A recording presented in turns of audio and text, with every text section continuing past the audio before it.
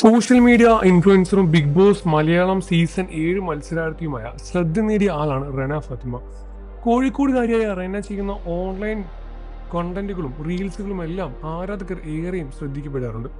Social മീഡിയയിൽ ആക്റ്റീവാണ് എന്നതുകൊണ്ടും സാമൂഹിക വിഷയങ്ങൾ പ്രതികരിക്കാറുണ്ട് എന്നതുകൊണ്ടും കമന്റിലൂടെയും അശ്ലീലമായ കമന്റുകളും അധിക്ഷേപങ്ങളും റെനയ്ക്ക് ഒരുപാട് നേരിടേണ്ടി വന്നിട്ടുണ്ട്.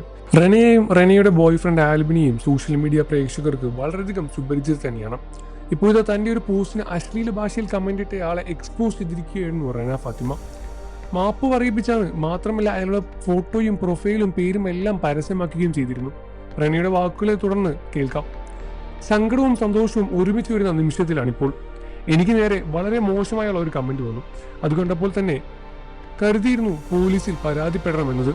പിന്നീട് ആ പ്രൊഫൈൽ എടുത്തു നോക്കിയപ്പോഴാണ് കമന്റിന്റെ വ്യക്തി ഒരു പിഞ്ച് കുഞ്ഞാണെന്ന് മനസ്സിലായത്. 16 വയസ്സ് മാത്രമാണ് അവന്റെ പ്രായം.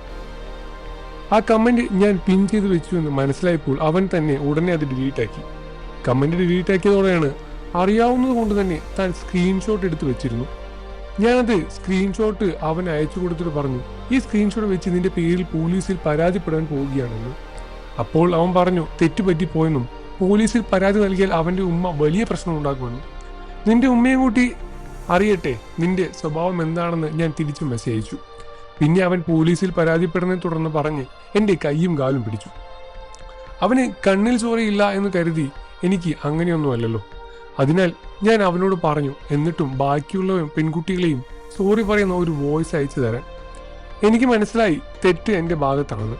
അതുകൊണ്ട് തന്നെ ഇത്തരം വിഷയങ്ങൾ ഉണ്ടായാൽ ഉടനെ തന്നെ പോലീസിൽ പരാതിപ്പെടുക എന്നതായിരുന്നു റെനയുടെ വാക്കുകൾ. വീഡിയോ ഇതിനോടകം 10 ലക്ഷത്തിന് മുകളിൽ ആളുകൾ കണ്ടു കഴിഞ്ഞു. റെന പ്രതികരിച്ചത് കൃത്യമായ രീതിയിലാണെന്നും ഇത്തരക്കാരെ നേരിടേണ്ടത് ഇതുപോലെ തന്നെയാണ് എന്നും ഏറെ പേർ കുറിച്ചു. ഒരാളെ അശ്ലീല ഭാഷയിൽ ബുള്ളിങ് ചെയ്യുന്നത് നല്ലതാണെന്ന് ആളുകൾ കരുതുന്നത് എത്ര ദയനീയമായ അവസ്ഥയാണ്.